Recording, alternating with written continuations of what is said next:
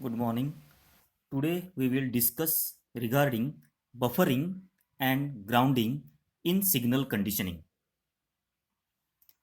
A buffer amplifier, sometimes it is called as a buffer, is one that provides electrical impedance transformation from one circuit to another with the aim of preventing the signal source from being affected by whatever currents or voltages that the load may be produced with.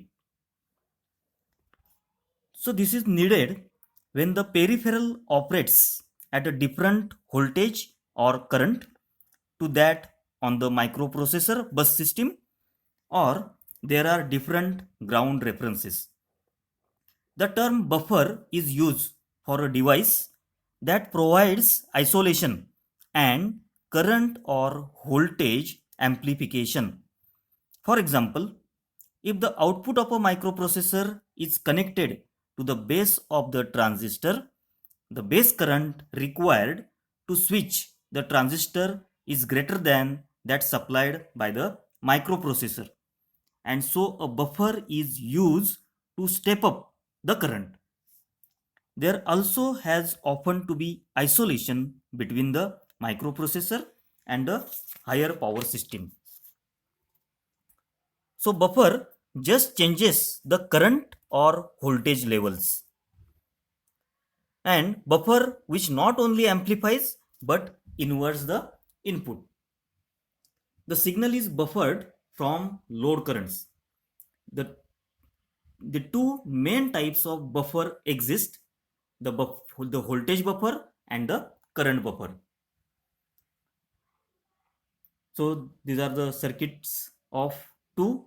At the top you can see there is a ideal voltage buffer. At the bottom this is ideal current buffer. Now first we will see what is voltage buffer. A voltage buffer amplifier is used to transfer a voltage from a first circuit having a high output impedance level to a second circuit with a low input impedance level. The interpose buffer amplifier prevents the second circuit from loading the first circuit unacceptably and interfering with its desired operation. In the ideal voltage buffer, in the diagram you can see that is shown at the top, the input resistance is infinite and the output resistance is zero. So output impedance of a ideal voltage source is zero. Other properties of the ideal buffer are: it is perfect linearity regardless of signal amplitudes, and instant output response regardless of the speed of the input signal. So at the top you can see there is a ideal voltage buffer, circuit for ideal voltage buffer. If the voltage is transferred unchanged, the amplifier is a unity gain buffer, also known as voltage follower, because the output voltage follows or tracks the input voltage. Although the voltage gain of a voltage buffer amplifier may be approximately unity, it usually provides considerable current gain and thus power gain. However, it is commonplace to say that it has a gain of 1, referring to the voltage gain. Then second type, that is a current buffer. Typically, a current buffer amplifier is used to transfer a current from a first circuit having a low output impedance level to a second circuit with high input impedance level. The interpose buffer amplifier prevents the second circuit from loading the first circuit's current unacceptably and interfering with its desired operation. In the ideal current buffer, in the diagram, you can see that diagram at the bottom that is shown. So this is a diagram at the bottom, that is the ideal current buffer.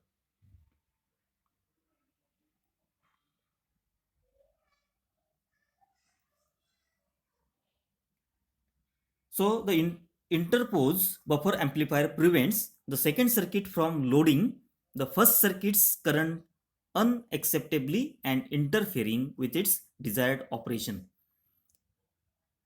In the ideal current buffer that is shown in a diagram, the output impedance is infinite and the input impedance is 0. Again, other properties of the ideal buffer are perfect linearity regardless of signal amplitudes and instant output response regardless of the speed of the input signal. So for a current buffer, if the current is transferred unchanged, the amplifier is again a unity gain buffer, this time known as a current follower, because the output current follows or tracks the input current. Now we will move on the grounding. So what is grounding?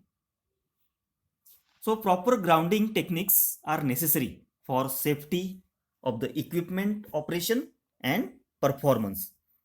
The integrity of both the facility grounding and the proper equipment operation depends on the proper bonding of the grounding electrode system, proper system grounding of the service equipment, and separately derived sources and the proper equipment grounding for operational frequencies as well as high frequencies. It is recommended that the grounding design and installation be compliant to all applicable codes and standards. The grounding is not designed as an active component of the power supply distribution system. Hence, this path must be free of any operational current. So, grounding and measurements. So, proper grounding configuration is essential for a good data acquisition system. Most measurement systems, such as data acquisition devices, allow for many different types of ground configurations depending on the type of signal being acquired or measured. This flexibility is the source of confusion when deciding which configuration to use in a specific situation. So figure shows the typical data acquisition system. So this is a typical data acquisition system. So this is a transducer, then the signal conditioning element and data acquisition board or the measurement system that is shown. Blocks converting the physical phenomena into voltage signals constitute our signal source. Our measurement system is constituted of the signal conditioning and the data acquisition blocks. In some cases, the signal conditioning block is also considered as a signal source to the data acquisition. This usually happens when the signal conditioning and the data acquisition devices are from different manufacturers.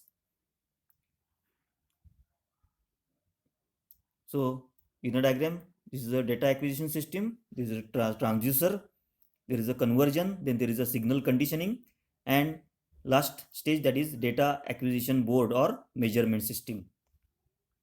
So for a better understanding of the effect of ground on measurements, you should first study the different types of signal sources and measurement systems.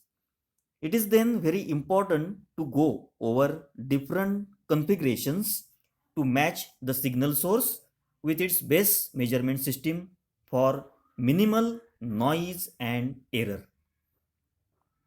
So signal sources.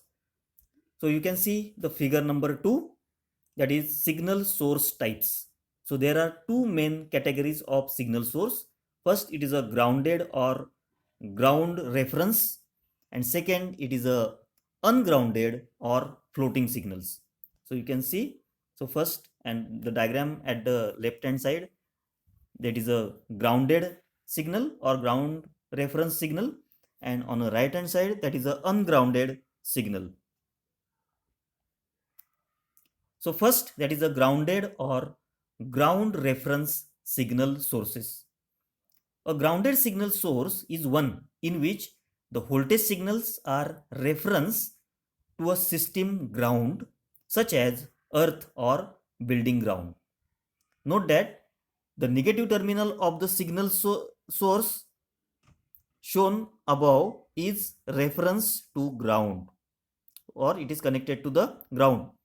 The most common example of grounded signal sources are devices such as power supplies, oscilloscopes, and signal generators that plug into the building ground through a wall outlet as shown in the figure 3. So this is a wall socket, that is a grounded wall socket. So that signal, it is grounded. So negative terminal, it is grounded. The grounds of the two independently grounded signal sources generally will not be the same potential.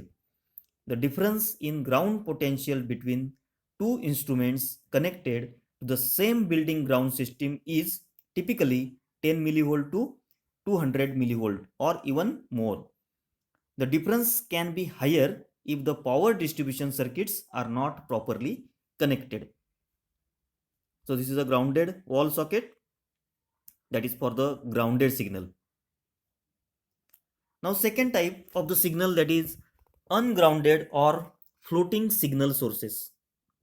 A floating or ungrounded signal source is one in which a voltage signal is not reference to a system ground such as earth or building ground. So you can see the diagram 2, that neither the positive nor the negative terminal is reference to ground or it is connected to ground for the ungrounded source. So you can see the diagram on the right hand side.